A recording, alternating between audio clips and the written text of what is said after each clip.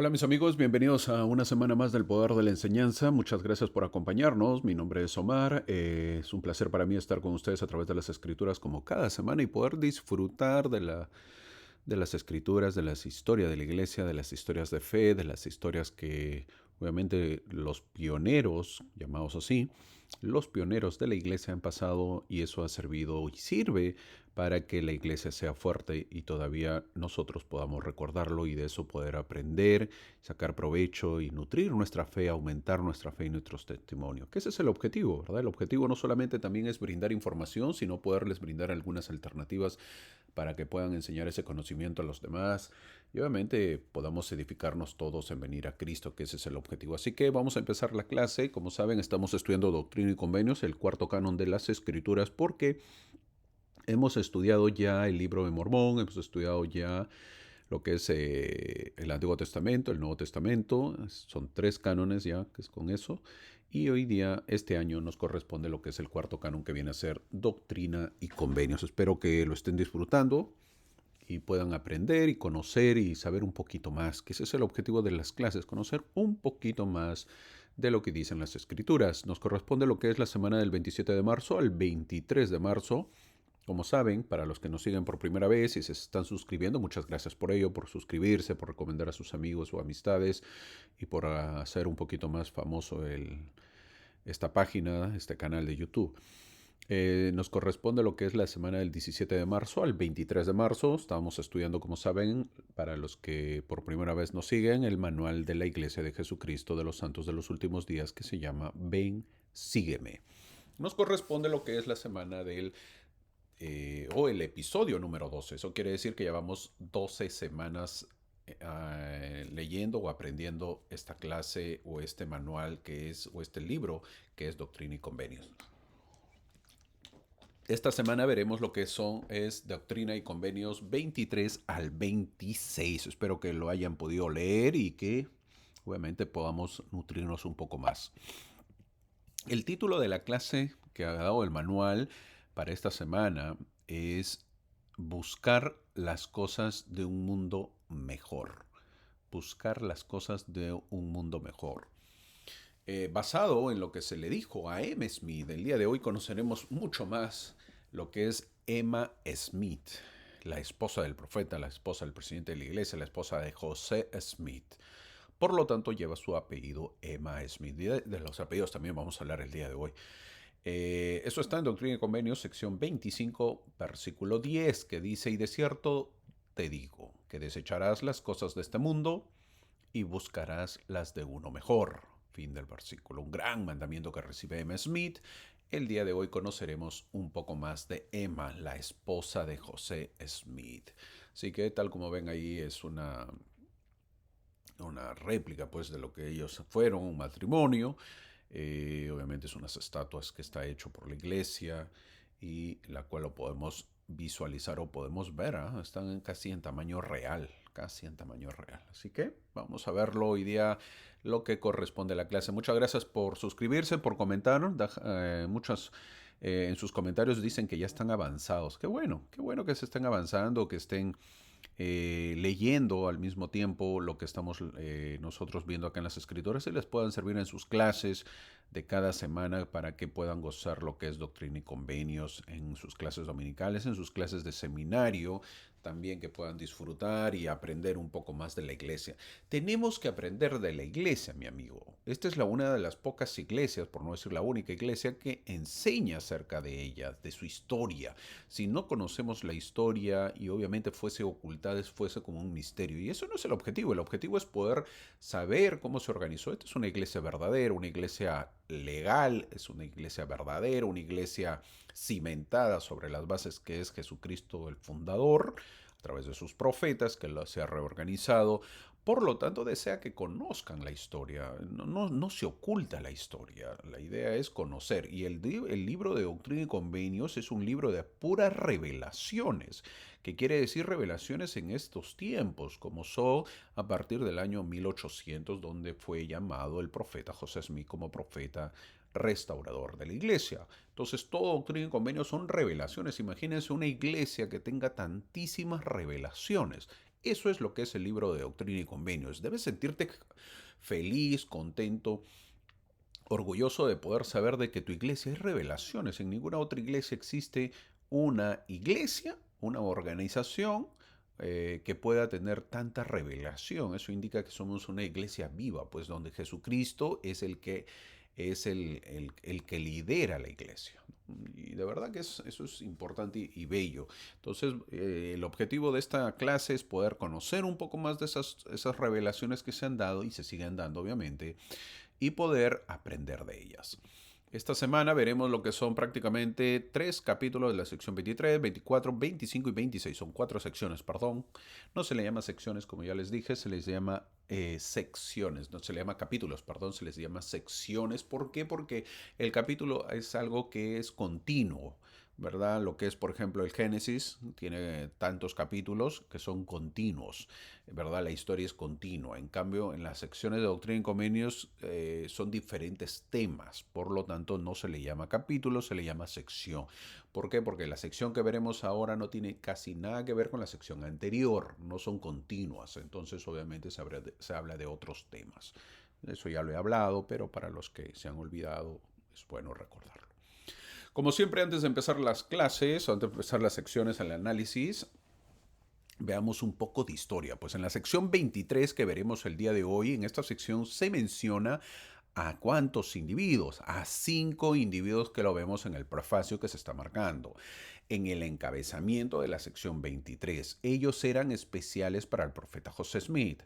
Una vez que se organizó la iglesia de Jesucristo, los hermanos de José, que son Hyrum Smith y Samuel Smith, y su padre, ya vienen a ser 3, junto con Oliver Cowdery y Joseph Knight, que ahí están los 5, estaban ansiosos de saber del Señor cuáles podrían ser sus respectivos deberes en relación con esta obra. Hay que recordar que ya se restauró la iglesia ya fue restaurada hace unos, bueno, estamos aquí viviendo en la sección 23 que fue dada en abril, entonces hace unos días, hace unas semanas, ha sido restaurada la iglesia. Y 5 personas que son muy especiales para el profeta quieren saber, pues están ansiosos de poder saber del Señor cuál era su trabajo, su relación con la obra. Yo, ¿qué voy a hacer por la obra? Creo que son deseos y si nosotros hubiéramos vivido en ese tiempo y obviamente pues el profeta estuviera a nuestro lado, también creo que hubiéramos hecho lo mismo, ¿verdad? Y eso, conozco a muchos que son más cargosos, más molestos, hubieran estado, ya pues José, dile, pregunta, dile qué quiere el Señor de mí, una vez más, pregúntale, etcétera, y así lo hubiéramos cargoseado de repente, ¿verdad? Algunos somos así, algunos, ojalá que no todos. Entonces la historia de José dice, pregunté al Señor y recibí para ellos lo siguiente. En la sección 23, el Señor habla a cada uno de estos hombres por turno, ofreciendo bendiciones y advertencias, profecías y promesas. Cada uno de ellos había sido un consuelo para José, estos 5 personas, en un momento de necesidad. Por lo tanto, pues José los tenía estima, los tenía cariño. De hecho, eran un círculo íntimo de familia y amigos del profeta. Uno de los privilegios de estar en este círculo íntimo era pues la oportunidad de que José le pidiera al Señor indicaciones específicas para cada uno de ellos. En cierta manera, para eso son los amigos, ¿verdad? Uno tiene amigos, ella pues, pregúntale, ella hazlo, pide este favor por mí. Así somos, pues, así es el ser humano. El profeta registra que los individuos nombrados estaban interesados en conocer sus respectivos deberes. Sin embargo, todos ellos, excepto Samuel Smith, hermano del profeta, ya habían sido instruidos específicamente por el Señor. A Oliver Cowdery se le habían también dado instrucciones específicas ya, entonces ya no eran 5 prácticamente, quedaban 3. ¿Por qué? Porque a Oliver Cowdery se le había hablado pues en la sección 6, en la sección 8, en la sección 9. Ahora, Hyrum Smith, el hermano también del profeta, se le dio en la sección 11, se habla de él, o sea, se le da el consejo a él. El consejo divino fue dado a José Smith señor, a José Smith papá en la sección 4 también, o sea, también se le habla al papá. Y a Joseph Nye o a José, sí, pues Joseph Nye en inglés, o José Nye, papá, fue tratado en la sección 12, o sea, ya se le había dado a cada uno, obviamente, las indicaciones para que haga. Sin embargo, todo esto se dio antes de que la iglesia se organizara formalmente. Correcto, o sea, todos ellos habían recibido revelaciones, pero todavía la iglesia no se había reorganizado o organizado. Entonces, como no estaba organizado formalmente, ahora ya se organizó la iglesia, por lo tanto querían saber, ahora sí, pues, no, ya la iglesia ya está formal, ya está legal, ¿qué tenemos que hacer? Eso era antes, ahora queremos nuevas revelaciones, ¿por qué? Porque todo cambia, pues, ¿no? Eso es lo que prácticamente le están diciendo a José Smith. Parecería que estos hombres querían más dirección ahora que la iglesia pues ya había sido establecida.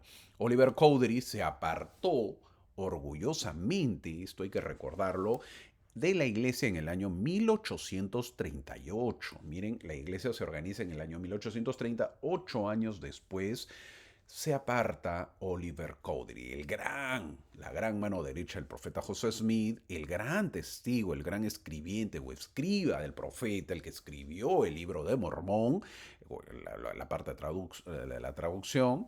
Él se aparta a través de su orgullo de la iglesia en el año 38. Y permaneció él fuera durante una década, después de eso 10 años antes de regresar humildemente, porque él regresa.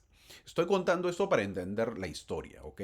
Oliver Cowdery se va de la iglesia y luego regresa después de unos 10 años. Durante ese periodo él escribió sobre su importancia en la restauración. Después, Oliver testificó mansamente del libro de Mormón y de haber recibido el sacerdocio de ángeles ministrantes juntos con José Smith. Claro, pues fue su mano derecha de José, ¿no? Y se fue de la iglesia y luego él volvió.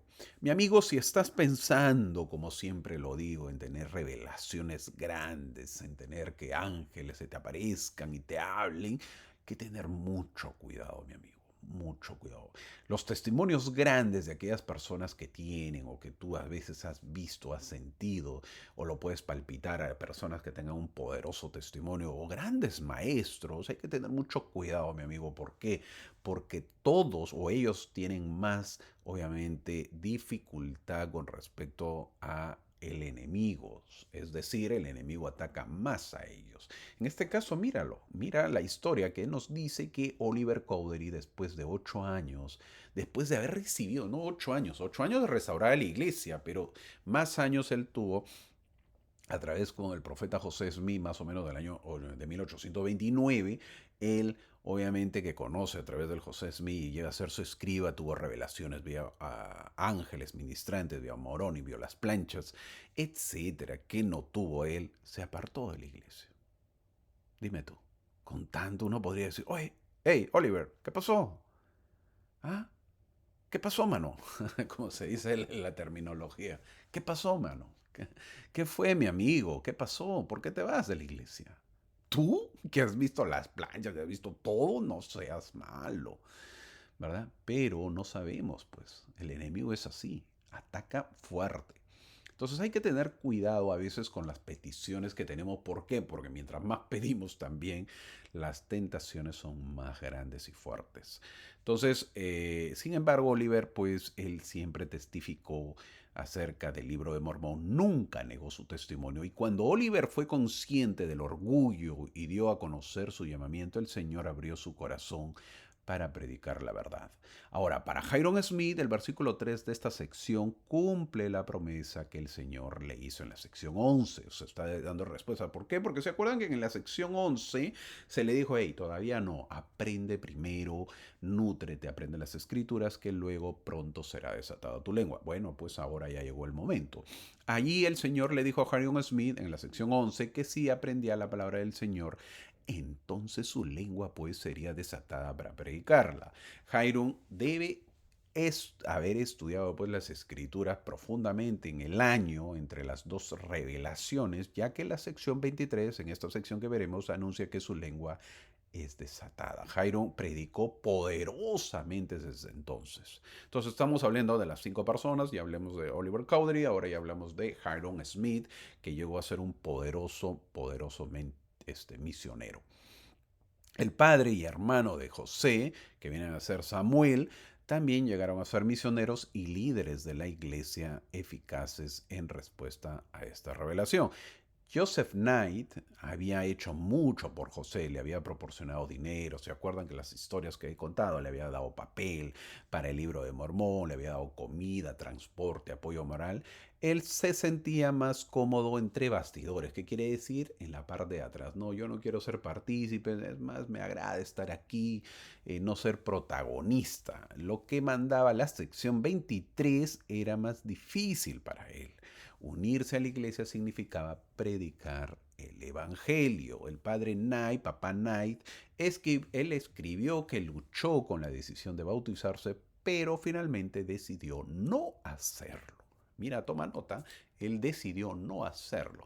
Unas semanas más tarde, él y su esposa pues ya decidieron bautizarse, no se pudo resistir. Ahora, entrando a la sección 23, tiene de nombre Fortalecer la iglesia de continuo. ¿Por qué? Porque eso es lo que queda. Pues eso es una iglesia incipiente, una iglesia nueva. ¿Qué es lo que le queda? Fortalecer a la iglesia siempre, continuamente. En el versículo 1 el Señor advirtió a Oliver, he aquí, eres bendecido y no estás bajo ninguna condenación. Pero ten cuidado, le dice, con el orgullo. No vayas a caer en la tentación. Poderoso versículo si lo leemos nosotros ahora. Claro, cuando lo leyó en ese momento, se le dijo eso a José Smith y a Oliver Cowdery. Parece que Oliver Cowdery no lo tomó en cuenta. Sin embargo, años después, ese sería uno de los motivos por la cual se aparta, el orgullo. Es que es interesante. Si nosotros vemos la historia, ya lo he narrado, Oliver Cowdery como que lo ningunea. Estoy hablando de eso, es a título personal. No dicen las escrituras eso, no dice la historia eso. Pero si tú te das cuenta, Oliver Cowdery tenía más educación que José Smith. Por lo tanto, en un momento pues ya lo llega a ver como de tú a tú, ¿verdad? Lo ve al comienzo pues es un poco de admiración a José Smith, pero con el transcurso del tiempo se da cuenta que José Smith no era nadie. Entonces Oliver Cowdery dice, mira, yo tengo un poquito más de educación que tú, yo sé más que tú, yo hablo más que tú, yo predico más que tú, tengo el don de la palabra más que tú. Por lo tanto, entonces tú, ¿qué vienes? A mí también se me apareció ángeles. O sea, ¿cuál es la diferencia? Hay mucha diferencia. Yo soy el profeta, yo soy el que preside. En otras palabras, eso es lo que le dijo José Smith. Entonces, ten cuidado. Esa parte parece que poco a poco fue creciendo y no lo supo dominar Oliver Cowdery de tal manera que su orgullo creció y desestimó el mandato o la cabeza que viene a ser José Smith y por eso que se aparta. Eso fue el problema. Entonces, el orgullo. Y eso lo dice aquí en el versículo 1 que nosotros lo hemos marcado. Oliver tenía un gran intelecto y disfrutaba de maravillosas bendiciones espirituales. Sin embargo, con el tiempo, pues se le olvidó la advertencia del Señor y el orgullo, pues, entró en su corazón. Esto también puede pasar en nosotros, ¿ah? Se ve, pero infinidad de cosas, ¿verdad? Uno si lo ve en la iglesia misma, vemos el orgullo como a veces parecemos orgullo caminante, pues orgullo andante. Entonces hay que tener mucho cuidado los que quieren llamamientos o los que buscan posiciones en la iglesia. Mi amigo, ¿a qué vamos a la iglesia? ¿A llenarnos de orgullo? ¿A qué? ¿A qué? La idea no es esa, ¿no? La idea no es esa, la idea es servir al Señor, que ese es el objetivo. Brigham Young, el presidente de la iglesia, segundo presidente de la iglesia, ya debemos saber lo que fue el presidente de la iglesia, Brigham Young, dijo más tarde de este orgullo de Oliver Cowdery, he visto hombres que pertenecían a este reino y que realmente pensaban que si no se asociaban con ellos, no podrían progresar. Un hombre en especial, en el que ahora pienso, estaba peculiarmente dotado de autosuficiencia y habilidad general.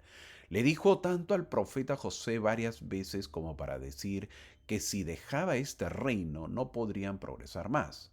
Hablo de Oliver Cowdery. Lo abandonó y aún así siguió adelante y aún así triunfó sobre todos. los adversarios, y se llevó a salvo a todos los que se aferraron a él. Oliver se apartó de la iglesia en 1838 y en octubre de 1848, 10 años después de dejar de la iglesia, Oliver Cowdery visitó el cuartel general de la iglesia en Iowa y pidió humildemente ser recibido de nuevo en la iglesia a través del bautismo. Eso comentó el presidente Brigham Young con toda la historia de él, ¿no? Algo terrible, pero también hermoso. ¿Por qué? Porque es verdad, cometió un error, cometió un pecado. Bueno, él será juzgado. Sin embargo, pues volvió. Y eso es lo bonito. Eso es lo hermoso, ¿no? Cuando la persona puede cometer sus errores, sus pecados, pero regresa. Tiene el deseo de regresar o toma la decisión de poder regresar. Y Oliver Cowdery pues lo hizo. Lo hizo, pidió humildemente ser recibido de nuevo a través de la iglesia y a través del bautismo. Describiendo este memorable evento, George Albert Smith escribió sobre Oliver. Miren lo que dijo. Lo voy a leer. Dice, dio testimonio, dio testimonio en los términos más positivos y le dijo a la gente que si querían seguir el camino correcto para mantener en el canal principal del arroyo donde va el cuerpo de la iglesia, allí está la autoridad. En su testimonio final afirmó la venida de Juan el Bautista, que tenía las llaves del sacerdocio arónico, la venida de Pedro, Santiago y Juan, que tenían las llaves del sacerdocio de Melquisedec. Además declaró estos sacerdotes, eso es lo que dijo Oliver Cowdery cuando el día que se unió a la iglesia. Estos sacerdotes, dirigiéndose a los que estaban ahí en ese momento, con su autoridad están ahora y deben continuar estando en el cuerpo de la iglesia de Jesucristo de los santos de los últimos días. Poderoso. Estos sacerdotes reconocen la autoridad Oliver Cowdery. Obviamente esa autoridad que él lo recibió. Fue uno de los primeros que recibió y a través de él, obviamente, y de José Smith se ha transmitido a todos. Así que yo creo que vale la pena reconocerlo a Oliver Cowdery. Cada uno pues sacará sus conclusiones. Sin embargo, también debe estar pues el día que tengamos la oportunidad de verlo, estrecharle la mano y contarnos, ¿no? Y preguntarle, gracias o agradecerle, gracias por ser el escriba del profeta, gracias por pasar dificultades y también pues darse de su tiempo, de su vida a la obra, porque dio mucho tiempo, dejar prácticamente su profesión. Para nosotros, obviamente, a veces tomamos un punto de vista nada más, ¿no? Ay, ¿cómo puede ser posible que se va? Malagradecido, Oliver. Mi amigo deja su profesión, deja su vida, da un cambio por dedicarse a la obra. Obviamente, pasó dificultades, pues lo pasó, pero también regresó. Entonces creo que debemos valorar el regreso más que lo que él se haya apartado. A veces no lo vamos a entender el orgullo, pero es real. 3 veces en Doctrina y Convenios el Señor usa la frase cuídense del orgullo. En esta sección es una advertencia al segundo elder de la iglesia, Oliver Cowdery. Y a M. Smith, la esposa del profeta, también le dicen lo mismo en Doctrina y Convenios sección 25:14 y también se menciona en la sección 38, 30 sección 38, versículo 39. En esas 3 partes se menciona acerca de cuidarse del orgullo, algo que obviamente, como lo he mencionado, es muy complicado también y se ve en estos tiempos, se ve. El orgullo es un pecado muy mal entendido y muchos están pecando en la ignorancia. La mayoría de nosotros pensamos en el orgullo como egocentrismo, engreimiento, jactancia, arrogancia o altivez. Claro, algunos pensamos eso. Todos estos son elementos del pecado, pero el corazón o núcleo todavía está ausente. El rasgo central del orgullo es la enemistad con Dios y la enemistad con nuestros semejantes. Enemistad significa pues odio, hostilidad o estado de oposición. Es el poder por el cual Satanás desea reinar sobre nosotros. El orgullo es esencialmente de naturaleza competitiva. Enfrentamos nuestra voluntad contra la de Dios. Cuando dirigimos nuestro orgullo hacia Dios, es en el espíritu de que se haga mi voluntad y no la tuya. Es decir, buscamos lo nuestro y no del Señor. Nuestra voluntad en competencia con la voluntad de Dios permite que los deseos, apetitos y pasiones sean desenfrenados, pues. Los orgullosos dicen los líderes, no pueden aceptar la autoridad de Dios que da dirección a sus vidas. Enfrentan sus percepciones de la verdad contra el gran conocimiento de Dios, sus habilidades contra el poder del sacerdocio de Dios, sus logros contra sus poderosas obras, dijo el presidente Benson en su famoso mensaje Cuidado con el orgullo, que lo dio en el año 89. El presidente Benson también habló del orgullo. Entonces, eso fue una de las dificultades que tuvo Oliver Cowdery. Wilford Woodruff, presidente de la iglesia también, dijo, oí a José Smith decir que Oliver Cowdery, que fue el segundo apóstol de esta iglesia, le dijo, si dejo esta iglesia, eso lo dijo, miren, eso lo dijo Wilford Woodruff, que él escuchó a José Smith decir que esto había dicho Oliver Cowdery. Si dejo esta iglesia, esta caerá. ¿Y qué le respondió José? Oliver, inténtalo. Y Oliver lo intentó, pero cayó él. Entonces hay que tener cuidado con eso cuando creemos que somos pues el mejor maestro y que si nos relevan o si yo ya no voy, pues ya la iglesia o perdón, la clase caerá. Cuando yo creo que soy el mejor presidente o presidenta de las mujeres jóvenes o el presidente del quórum de élderes o de la primaria o el mejor obispo o consejero que gracias a mí se mantiene el barrio, pues déjalo y vas a ver quién va a caer. Eso es el orgullo. Eso es el orgullo. Una forma de poder combatir el orgullo es abrir nuestro corazón ante los demás para que podamos pues ser humildes y no apartarnos del Señor. En el versículo 3 le habla a Hyrum Smith, el hermano del profeta José Smith. Recordamos que en la sección 11, una vez más, ya lo mencioné, pero ahorita lo estoy mencionando nuevamente, el Señor le dijo a Hyrum Smith específicamente que aún no había sido llamado a predicar. La iglesia aún no había sido formalmente organizada cuando se le da en la sección 11, por lo tanto él no podía predicar y él aún no había recibido el Evangelio por medio del bautismo y el don del Espíritu Santo. Le faltaba la palabra, la roca, la iglesia y el Evangelio, pues no podía predicar si todavía la iglesia no estaba restaurada, no había pues el Evangelio, la palabra. Eso le faltaba a Hyrum Smith. Entonces le dijo, espera, capacítate. Por lo tanto, su lengua no podía ser desatada y aún no fue llamado a predicar. Casi un año después, es decir, en abril de 1830, Hyrum recibe un nuevo orden o mandato y por lo tanto era un nuevo discípulo. Había estudiado el Evangelio, la iglesia se había establecido, había sido bautizado y también confirmado. Cada uno de estos factores ayudó pues a soltar la lengua de Hyrum Smith. El bautismo por agua y fuego tuvo un efecto particularmente poderoso. Hyrum es uno de los pocos seguidores que tuvo José Smith todo el tiempo. La familia de Hyrum fue una familia que siempre ayudó en la obra.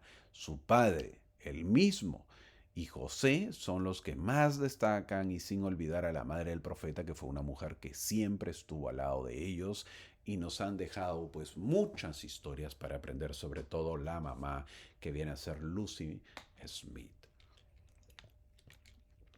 Luego habla de Samuel Smith en el versículo 4 de esta sección, de la sección eh, que estamos viendo, la sección 23, y en el versículo 4 habla de Samuel Smith. A Samuel Smith se le dijo en abril de 1830 que todavía tampoco no estaba llamado a predicar ante el mundo, pero esta situación pronto cambió. Fue ordenado como elder el 9 de junio, hizo viajes de verano a condados vecinos para vender el libro de Mormón. Sí, ya lo he hablado acerca de que al comienzo se vendía el libro de Mormón. Solo unos días después de recibir esta revelación, Samuel se embarcó con una mochila llena de ejemplares del libro de Mormón y sus esfuerzos parecieron infructuosos hasta que más tarde supo que un ejemplar que dejó con un ministro metodista había ayudado a convertir al reverendo John Gray y a su esposa.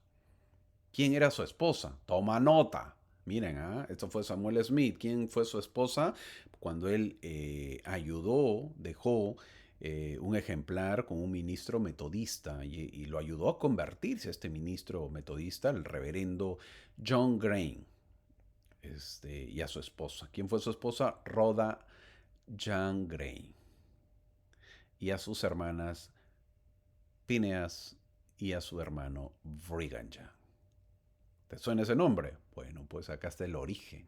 También a su otra hermana, Fanny Young Murray, y a la hija de este último, pues que estaba casada con Everse Kimball.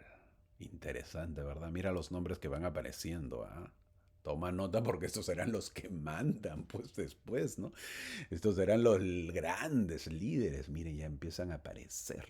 ¿Mm? Con la prédica del Evangelio, pues a través del hermano del profeta José Smith llamado Samuel Smith. Ni se imaginaba Samuel Smith que pronto ahí a través de la prédica de ese Evangelio llegaría pues el león, ¿verdad? A conducir el éxodo pues de la iglesia. Ni se imaginaba, pero ahí empieza ya. No sabemos cómo actúa el Evangelio. ¿Ah? El Evangelio es así, amigo, mi hermano, así es. Tú le predicas el Evangelio a tu amigo, a tu hermano, a tu vecino. No sabes el potencial que puede llegar a ser. No lo sabes. Prineas Young leyó el libro 2 veces, sintió la convicción de que era cierto, lo predicó a su congregación y hizo circular su copia del libro entre los miembros de la familia, incluyendo pues a su hermano Brigham. Los contados misioneros posteriores trajeron a los jóvenes Kimballs y Greens a la iglesia.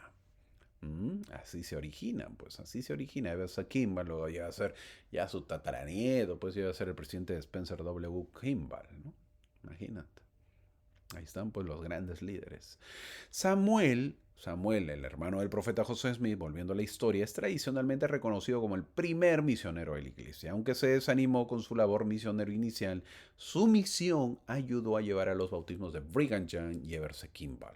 Durante los siguientes 2 años, Samuel predicó desde Maine que queda cerca del estado de Nueva York, al costadito es en el estado de Maine, a Missouri, toda esa parte, él se dedicó a predicar, viajando pues más de 4.000 millas, la mayoría a pie. Así que si tus piecitos, estás un día cansado que estás, imagínate pues caminar 4.000 millas, ¿verdad? Con botas. Así eran los zapatos de ese entonces, ¿no? No eran zapatillas o tenis, no, acolchonadas, no, zapato, bota con taco, todavía camina, pues ni siquiera pues en suelo parejo, ¿verdad? Disparejo. Pobres, grandes pies que han tenido estos. Su llamado a servir con William McLellan tuvo un comienzo inusual con Samuel Smith. Según su madre cuenta, Lucy McSmith es la que cuenta la historia. Samuel, dice ella, la mamá del profeta, cuenta la historia que su hijo Samuel oyó una voz en la noche que decía: Samuel, levántate inmediatamente y sale en la misión que se te ordenó tomar. Él se levantó de su cama, dice su mamá, y tomó la ropa que tenía preparada y partió sin más demora. Cumplió su misión más desafiante con Orson Hyde. Esta misión, dice que la mamá cuenta ya, que fue duro para él, ¿no? Y aparte, él era un hombre que siempre respondía al llamado. Hasta ahí cuenta la historia. Ahora, esta misión oriental duró 11 meses e incluyó reuniones, bautismos desde Ohio hasta Maine. Esta fue una de las misiones más arduas y difíciles que se han realizado en la iglesia, escribió Orson. Viajar 2.000 millas a pie. Hermano, ¿y cuánto es 2.000 millas? Para que tengas una idea, porque hay los que saben en Estados Unidos, pues sí saben lo que son 2.000 millas. ¿Y cuánto viene a ser en español o en kilómetros? Más de 3.000 kilómetros. ¿Mm? 3.000 kilómetros. Más de eso. ¡Wow! Imagínate toda esa caminata. A menudo, pues, durmiendo en las escuelas, después de predicar en graneros, en cobertizos, al lado del camino. Era una especie de tarea. Samuel Smith, él escribió diciendo: fuimos de casa en casa y muchos durante ese día nos rechazaron. Entonces, tú lees esta historia, mi amigo. Imagínate un joven ahora pues que es misionero, que tiene cama, tiene comida, tiene la buena vida, a veces le rechazan y ya se sienten mal, se sienten desanimados. Ay, no, no, no, no. No pueden rechazarme, me siento desanimado, ya me voy a la casa. No, pues, no podemos hacer eso. Imagínate dónde dormían ellos. Imagínate tener que predicar y pensar dónde voy a comer, qué voy a comer y ni siquiera pues hay dinero. ¿Eh? No había dinero. Terrible, ¿ah? Esos son historias que te nutren. Entonces, si tu hijo, si tu hija, si tu sobrino, tu sobrina, ay, papá, tío, tía, primo, hermano, no sé, lo estoy pasando mal en la misión, pues es de darle un cachetadón, ¿verdad? Con las escrituras, porque, oye, oye, mira la historia de Samuel Smith y tú estás que te quejas. Reacciona, papá, reacciona. Tienes todo, ¿cómo te vas a...? O sea, no te puedes quejar. Hay otros que han pasado más dificultades para que la iglesia esté, ahora pues tengo un nombre, y tú con algo pequeño, por ser la generación X, Z, no sé qué generación serán, no te puedes desanimar, ¿no? Tenemos que ser más fuertes, ese es el objetivo, más fuertes y más, no podemos desanimarnos tan fácilmente. Los últimos versículos habla a Joseph Nye Papá. Ya hemos hablado de él, de que era muy generoso con José y Oliver, siempre les apoyó económicamente con lo que pudo. Mientras otros buscaban el bautismo en la iglesia, ¿verdad? Querían saber y querían ser pues los protagonistas. Papá Knight era un hombre humilde, ¿no? Él dudaba también y tenía algunas dudas y quería comprobarlos. No había leído el libro Mormón y quería examinar un poco más el ser restaurador y no había examinado tanto como él quería. Consciente de su duda, el profeta José oró por él y recibió una revelación en abril de 1830. Joseph Knight, debes tomar tu cruz, en la cual debes orar vocalmente ante el mundo, así como en secreto, le dice el versículo 6. Es tu deber unirte a la iglesia, a la verdadera iglesia, y dar tu lenguaje a la exhortación continuamente. También le dice en el versículo 7, pues, ¿no? Así le dice el versículo 7. Así que, poderoso, ¿eh? Poderoso. En obediencia, Papá Knight fue bautizado el 28 de junio de 1830 por Oliver Cowdery. Sí, se llega a bautizar, ¿no? Se llega a bautizar Papá Knight, el gran buen hombre Papá Knight. Papá Knight era un universalista con puntos de vista muy liberales, así que la revelación fue directa para él. Papá Knight recordó más tarde, poco después de que la iglesia comenzó a crecer, la gente comenzó a enojarse y a perseguirlos. Y los llamaron tontos y dijeron que estaban engañados. Papá Knight se mantuvo fiel a su testimonio y a los convenios que hizo en su bautismo, pues hasta el día de su muerte, ¿no? Hasta el final de su vida. Es decir, demoró en bautizarse, pero fue perseverante. El versículo 6 se le dice que debe orar vocalmente ante el mundo. Es cuando uno se une a la iglesia. Ya dejamos solamente la oración personal o en secreto para poder hacer oraciones vocales ante los demás. Eso es lo que se nos pide cuando somos miembros, dar oraciones, dar mensajes, compartir nuestra fe, nuestro testimonio. Una vez que se unió a la iglesia, se convirtió en un fiel trabajador del reino. José siempre habló bien de Papá Knight. Mira cómo se llama, Papá Knight. No, papá, bueno, era Joseph Knight papá o Joseph Knight Senior, ¿no? Que viene a ser en español papá José Knight papá, el papá de los Knight. Y él dijo, José Smith dijo de él, este hombre fue un hombre fiel en Israel, por lo tanto su nombre nunca será olvidado. Le tenía gran estima a José Smith. ¡Wow! ¿No te hubiera gustado ser así? Que te tengan en estima, pues el gran profeta. Nosotros podemos ser en este tiempo así, ser generosos con las personas. Entramos a la sección 24, conocida también como Declara mi evangelio, como con la voz de trompeta. Así con fuerza, con sonido, declara mi evangelio, como con la voz de trompeta, lo llamaremos a la sección 24. Así es que toma nota para que sepas cómo se titula esta clase o esta sección. La historia, perdón, la historia, y se cayó el micrófono, la historia que trata de esta sección es que José tuvo un mes difícil entre la conferencia de junio de la iglesia. En junio de la iglesia, ya estamos avanzando, ya no estaba en abril, ya estamos en junio. Tuvo un mes difícil entre la conferencia de junio de la iglesia llena del Espíritu Santo en Fayette, Nueva York, y esta revelación de julio de 1830. Regresó José Smith a su hogar en Pensilvania y luego visitó a los santos en la cercana Colesville, Nueva York. Pero, ¿qué es lo que sucedía en ese tiempo? Bueno, la nueva iglesia cobraba notoriedad y curiosidad, por lo que muchos empiezan a unirse. El reverendo John Scherer, que estaba perdiendo algunos de sus seguidores presbiterianos que se habían unido al Evangelio restaurado, despertó prejuicios contra José. Es decir, que las demás iglesias o congregaciones, obviamente, ¿qué? Tienen celos. Obviamente empiezan a perder feligreses. Obviamente que empiezan a perder miembros. Obviamente que empiezan a perder gente en su iglesia. Por lo tanto, se dan cuenta que el problema era José Smith con su nueva iglesia. Eso obviamente llega pues un celos, odio, rencor y no se van a quedar tranquilos. Por lo que los seguidores de Scherer, que así se llamaba John Scherer, interrumpieron los servicios bautismales y finalmente secuestraron a Emily Coburn en un intento de impedir su bautismo.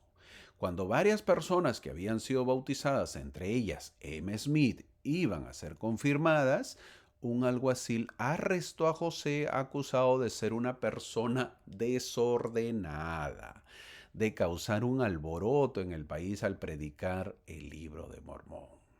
¿Te imaginas eso? Mira lo que se le acusa a José Smith. De eso se le acusa. Los cargos no se mantuvieron, pero tan pronto como el tribunal absolvió a José, un alguacil del condado vecino lo arrestó nuevamente y lo arrastró al otro lado del límite del condado. Todo lo que los testigos antagonistas pudieron ofrecer fueron rumores. Newell Knight, el hijo de papá Knight, Newell Knight, avergonzó a la fiscalía con su testimonio. La opinión pública comenzó a inclinarse a favor del profeta José. El tribunal lo absolvió de nuevo, mientras sus perseguidores amenazaban con cubrirlo de brea y plumas. Duros eran medio salvajes, ¿no? Estos pues son el origen, de Estados Unidos también, ¿eh? No crean que eran todos civilizados, ¿no? Medio salvajes eran estos. Pero bueno, pues así se origina la iglesia.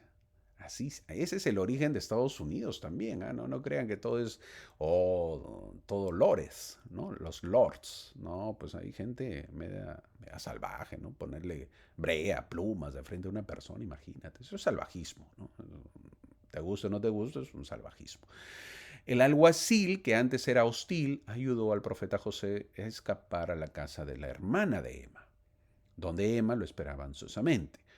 Pero, como nos gusta saber más, nosotros hemos averiguamos en la historia de la iglesia y ahí el profeta describe en detalle algunas de las primeras persecuciones de 1830. Este relato es extenso, ¿eh? Pero es particularmente útil porque fue escrito por el propio José Smith, describiendo las pruebas tan típicas de las persecuciones que le asolaron hasta su muerte. Más tarde, él comentaría lo siguiente: en cuanto a los peligros que estoy llamado a pasar, me parecen poca cosa, ya que la envidia y la ira del hombre han sido mi destino común todos los días de mi vida, dijo él en Doctrina y Convenios, sección 127, versículo 2, fin del versículo. ¿Es bonito ser profeta, mi amigo? Bueno, pues nada fácil, ¿verdad? Es bonito ser profeta, pues. Toda una vida de sufrimiento. José Smith murió a los 38 años, mi amigo. Veamos las cuentas. Esto no te lo va a contar nadie. Esto te lo cuento yo. Esto es ¿por qué? Porque es parte mía. Esto no es copia de nadie. Mira, vamos a ver las cuentas. A los 14 años tuvo la primera visión. A los 17 años se le apareció Moroni y desde ese momento sufrió persecución y burlas hasta el día de su muerte. Es decir, que la mayoría de su vida la pasó en sufrimiento. Terrible vida la que vivió José Smith. Y nosotros nos quejamos porque nos pasa algo. Imagínate.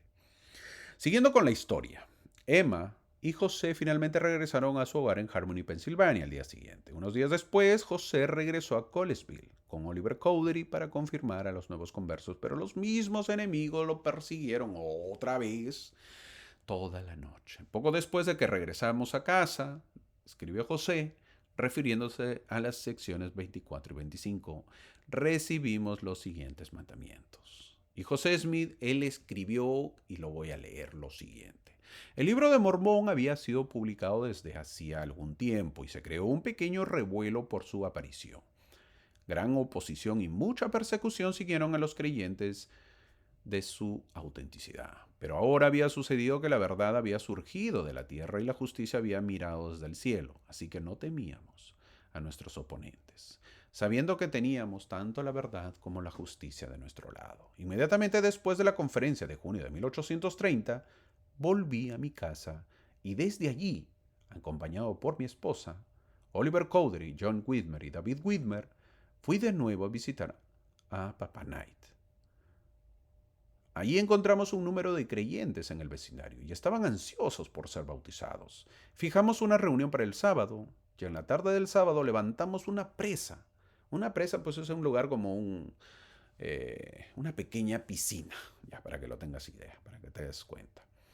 A través de un arroyo de agua, dice, la cual era conveniente con el propósito de atender allí a la ordenanza del bautismo. Pero durante la noche una turba se reunió y derribó nuestra presa, lo que nos impidió asistir al bautismo del sábado. Nos enteramos después de la guardia que esta turba había sido instigada a este acto de molestia por ciertos sacerdotes sectarios del vecindario, que comenzaron a considerar su oficio en peligro y tomaron este plan para detener el progreso de la verdad. Esto mostrará cuán decididamente nos persiguieron. Llegó el día de reposo y celebramos nuestra reunión. Oliver Cowdery predicó y otros de nosotros dieron testimonio de la verdad del libro de Mormón, la doctrina del arrepentimiento, el bautismo para la remisión de los pecados y la imposición de manos para el don del Espíritu Santo, etc. Estoy leyendo lo mismo que contó el profeta José. Entre nuestra audiencia se encontraban aquellos que habían derribado nuestra presa y que parecían deseosos de darnos problemas, pero no fue sino hasta después de que la reunión fue rechazada, cuando inmediatamente comenzaron a hablar con aquellos a quienes consideraban nuestros amigos y trataron de ponerlos en contra nuestra y nuestras doctrinas. Temprano en la mañana del lunes estábamos en alerta y antes de que nuestros enemigos se dieran cuenta de nuestros procedimientos, habíamos reparado la presa y las siguientes 13 personas fueron bautizadas por Oliver Cowdery. ¿Quiénes? M. Smith, Esiac Peck y esposa, Joseph Knight papá y su esposa, William Strihan y su esposa, Joseph Knight Jr., Aaron Culver y esposa, Levi Hale, Polly Knight y Julia Strihan.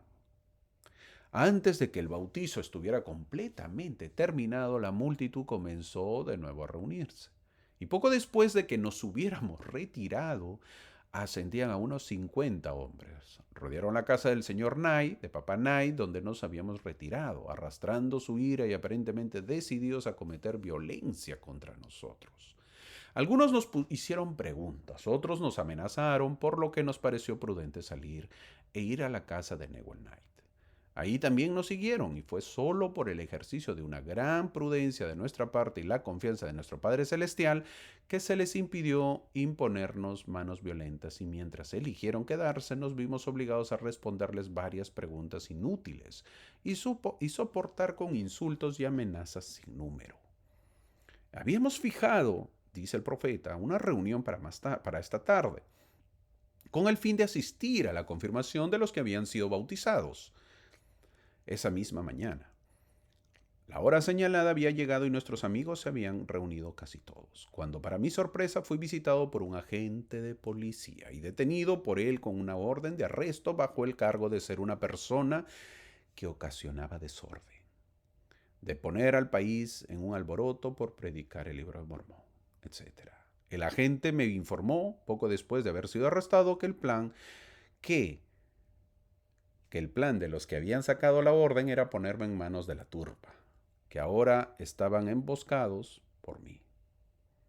pero que estaba decidido a salvarme de ellos, le dijo el agente, ya que había descubierto que yo era una clase de persona diferente de la que le había representado. Pronto descubrí que me había dicho la verdad sobre este asunto, pues no lejos de la casa del señor Knight, el carro en el que nos habíamos embarcado estaba rodeado por una chusma que parecía esperar solo alguna señal del alguacil, pero para su gran decepción le dio el látigo al caballo y me echó fuera de su alcance. Es decir, salió feroz, salió la carreta.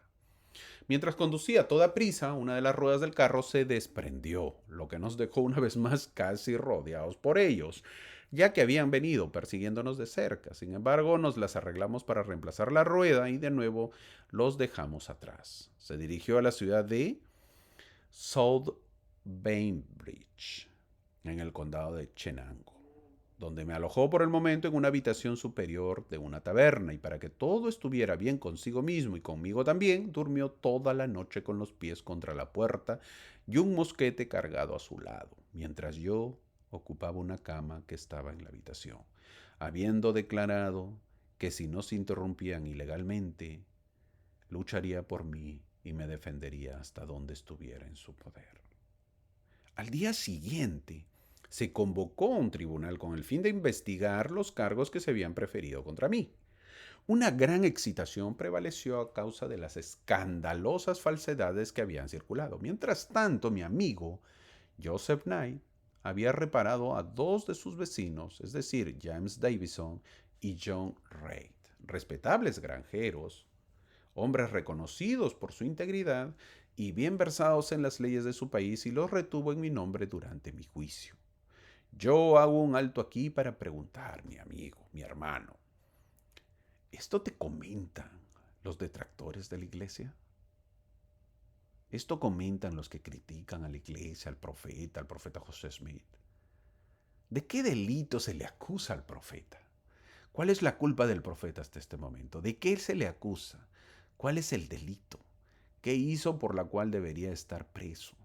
¿Qué hizo que es un peligro para la sociedad? ¿Qué debería estar en la cárcel? De esto no mencionan los detractores de la iglesia. ¿Por qué crees? Porque no dicen nada de las persecuciones que sufrió el profeta. ¿Por qué? ¿Por qué no cuentan eso? Desde un inicio el profeta fue perseguido y siempre tuvo oposición. Siempre. Así que, un buen punto para pensar. Seguimos con la historia que cuenta el mismo profeta José Smith. El juicio comenzó en medio de la multitud de espectadores que en general mostraron la creencia de que yo era culpable de todo lo que se había informado sobre mí, y por supuesto estaban muy entusiasmados de que yo fuera castigado de acuerdo con mis crímenes.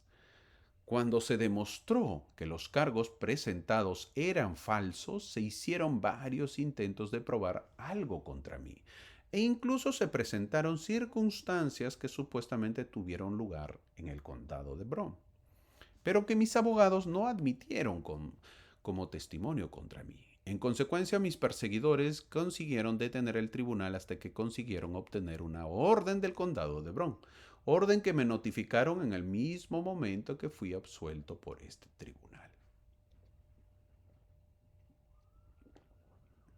El alguacil que me entregó esta segunda orden de arresto, apenas me había arrestado, comenzó a abusar de mí e insultarme. Y fue tan insensible conmigo que, aunque me tuvieron todo el día en el tribunal sin comer nada desde la mañana, me llevó rápidamente al condado de Bron, a una distancia de unas 15 millas antes de permitirme ningún tipo de comida. Me llevó a una taberna y reunió a varios hombres que usaron todos los medios para abusar, ridiculizar e insultarme.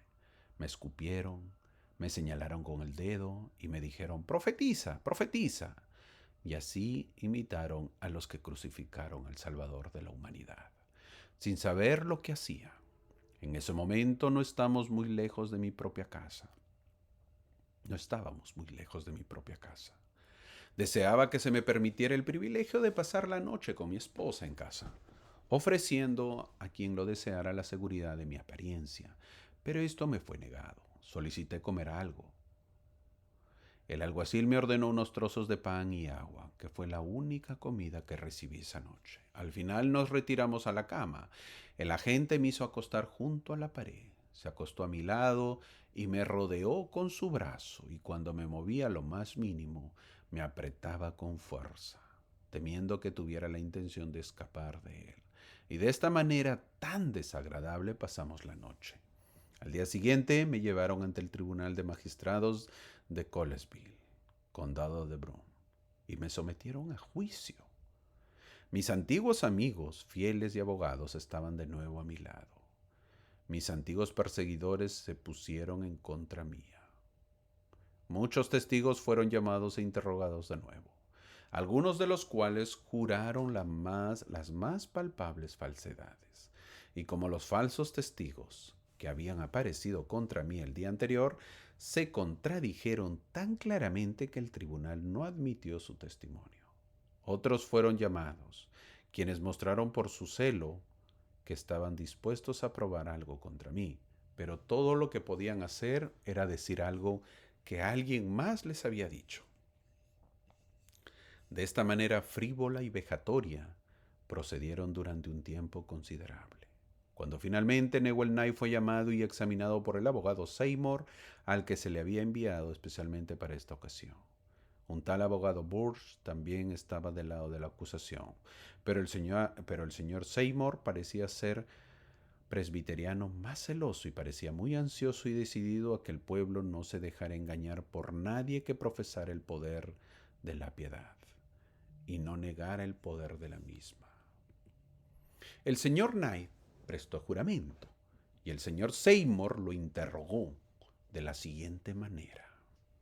Todo lo que estoy ahorita narrando lo estoy leyendo, tan igual como el profeta lo ha contado, por si acaso. Dice lo siguiente: el prisionero José Smith Jr., expulsó al diablo de ti. No, señor. ¿Por qué no has hecho que te echen al diablo? Perdón, vuelvo a leerlo desde un inicio, ¿ya? Me equivoqué en una parte. El señor Knight prestó juramento y el señor Seymour lo interrogó de la siguiente manera. ¿El prisionero José Smith Jr. expulsó el diablo de ti? No, señor. Otra vez la otra pregunta. ¿Por qué no has hecho que te echen el diablo? ¿Por qué no has hecho que te echen el diablo? Sí, señor. ¿No ha tenido José Smith algo que ver en su realización? Sí, señor. ¿Y no lo echó fuera de ti? No, señor.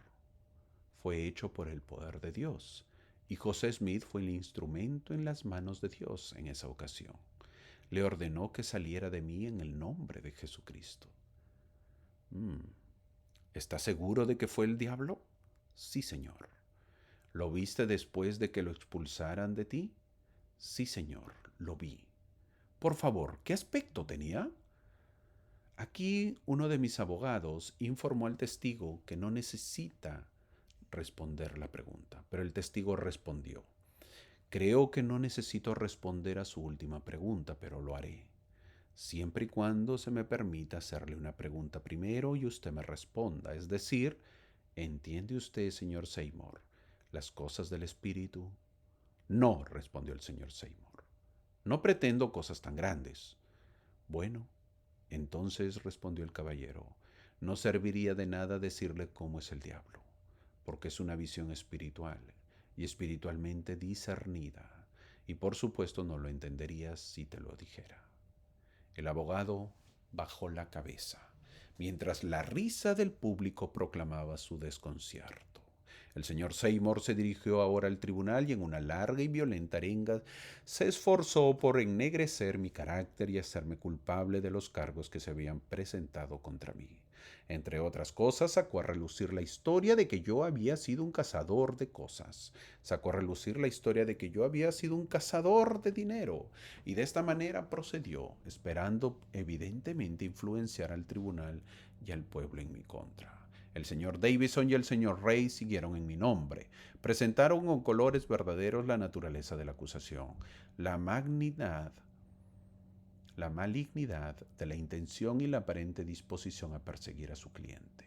En lugar de proporcionarle justicia, retomaron los diferentes argumentos que habían presentado los abogados de la acusación y habiendo demostrado su total inutilidad y aplicación incorrecta, procedieron a examinar las pruebas que se habían presentado y cada uno a su vez agradeció a Dios que se hubieran dedicado a una causa tan buena como la de defender a un hombre cuyo carácter resistió también la prueba de una investigación tan estricta. De hecho, estos hombres, aunque no eran abogados habituales, pudieron en esta ocasión silenciar a sus oponentes y convencer al tribunal de que yo era inocente. Hablaron como hombres inspirados por Dios, mientras que los que se pusieron en mi contra temblaron bajo el sonido de sus voces y se acobardaron ante ellos como criminales ante el tribunal de justicia. La mayoría de la multitud reunida había empezado a ver que nada podía sostenerse contra mí. Incluso el agente que me arrestó y me trató tan mal vino ahora y se disculpó conmigo y me pidió perdón por su comportamiento hacia mí. Y hasta ahora ha cambiado. Que me informó que la multitud estaba decidida. Si el tribunal me absolviese, a que me tendrían y me montarían en tren y me cubrirían de alquitrán y plumas. Y además que estaba dispuesto a favorecerme y a sacarme con seguridad por un camino privado. El tribunal consideró que los cargos contra mí no se sostenían. Por consiguiente, fui absuelto, para gran satisfacción de mis amigos y disgusto de mis enemigos, que seguían decididos a abusar de mí. Pero gracias al instrumento de mi nuevo amigo, el agente de policía pudo escapar de ellos y llegar a salvo a la casa de la hermana de mi esposa, donde encontré a mi esposa esperando con mucha ansiedad el asunto de esos impíos procedimientos y en compañía de ella llegué al día siguiente a salvo a mi propia casa. ¡Wow! ¿Mm?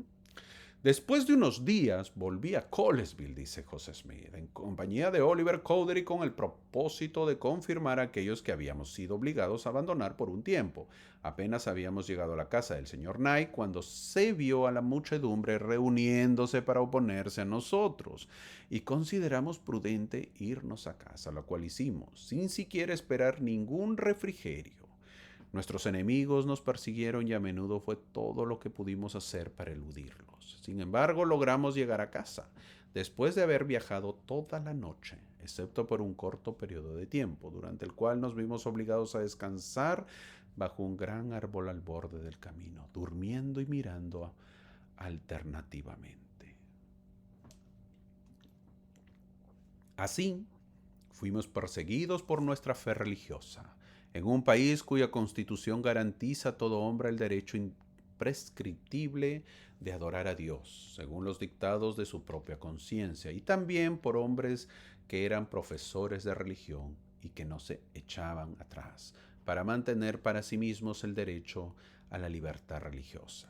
Aunque podían negárnoslo sin querer, por ejemplo, Cyrus McMaster, un presbiteriano de alto rango en su iglesia, fue uno de los principales instigadores de estas persecuciones y en una ocasión me dijo personalmente que me consideraba culpable, sin juez ni jurado.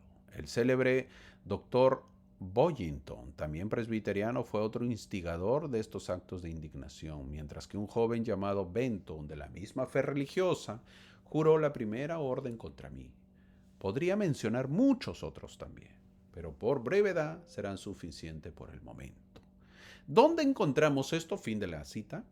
Esto está en la historia de la iglesia, en los volúmenes, en los 7 volúmenes o los bastantes volúmenes que ha dado narrado por el profeta José Smith, en el volumen 1, versículos 84 al 98, fin de la cita y de la historia. Poderoso. Yo creo que valió la pena leerlo. ¿Por qué? Porque es parte de la historia. Tenemos que saber las persecuciones que sufrieron al profeta. No fue fácil. No fue fácil. Estamos hablando de 1830. Recién, meses atrás, se ha restaurado la iglesia. Y ya el profeta es buscado, es juzgado, es perseguido. Y la pregunta es, ¿qué ha hecho? No, hermano, pero él vivía en la poligamia, que esto. ¿Qué ha hecho en este momento? No, hermano, que él, los diezmos. No hay nada, nada. Solamente es la prédica del evangelio. y ya lo instigan, y ya lo juzgan, y ya lo quieren matar, y ya lo quieren hacer de todo. Eso lo cuento esto porque más adelante va a seguir y obviamente que nos vamos a dar cuenta y en algún momento podemos creer o pensar, no, por estas leyes que él dio. Mira, ¿cuál es el propósito ahora? No hay propósitos. Simplemente es obviamente la envidia, la cólera. Todos los feligreses se van a la nueva iglesia y obviamente que eso es pérdida para los otros. Eso es el propósito. En esta revelación, la sección 24, se le dice a José que su primera responsabilidad es para con la iglesia. El Señor le instruye que busque apoyo entre los miembros de la iglesia. La creciente persecución en esa época también pudo haber causado ansiedad en José en cuanto a poder mantener a su familia, que es lo normal. El Señor le recuerda que su primer llamamiento es ministrar en cosas espirituales y que en los trabajos temporales no tendrá fuerza, le dice. José procuró durante toda su vida abrir negocios exitosos, pero hasta el final de sus días luchó para llegar con lo poquito que tenía a fin de mes. Brigham Young señaló más tarde, con cierto tono de exasperación, por qué José luchó con su deseo de éxito temporal y su llamamiento como profeta. Él dijo lo siguiente, el presidente Brigham Young: yo lo voy a resumir porque es largo el camino que pone. ¿Qué pasaría si José tiene un negocio de venta de artículos? Bueno, irían las personas, pero como siempre piden fiado o piden crédito, y si José no les da, la gente diría, José no es profeta. Y si les da y luego no pagan, ¿qué dirían? José no es profeta. Es complicado que el profeta José pueda tener un negocio porque los miembros están empezando una iglesia y todavía no están bien claras las normas. La parte económica a José Smith no le va bien. Toda su vida no le fue bien. Es decir, si él tuvo el deseo, por ser un profeta mentiroso, de poderse hacer rico con una iglesia, una organización, fue el peor fracaso de su vida, porque no fue rico ni él ni su familia, y aparte lo mataron. Entonces, ¿cuál es el objetivo de tener una iglesia? ¿Por qué engañar a la gente? ¿Por qué mentir? ¿Por qué tener una iglesia si no hay rédito? Rédito quiere decir no hay dinero, no hay utilidades, no hay ingreso. Él luchaba por llegar a fin de mes. Luchaba, como muchos de nosotros luchamos para llegar a fin de mes, es decir, con las cuentas, con el dinero suficiente para pagar las cuentas. Él también los luchaba. ¿Te imaginas eso? Ahora, hermano, ¿y eso de dónde usted lo está sacando? A veces me preguntan, ¿verdad? Bueno, acá está el libro, pues tal, ahí como usted. Acá está el libro y si lo desean lo pueden comprar, está en Amazon. Se llama The Complete Discourses of Brigham Young. Los discursos completos del presidente Brigham Young. Hay varios volúmenes, lo pueden leer, lo pueden comprar en el volumen 1.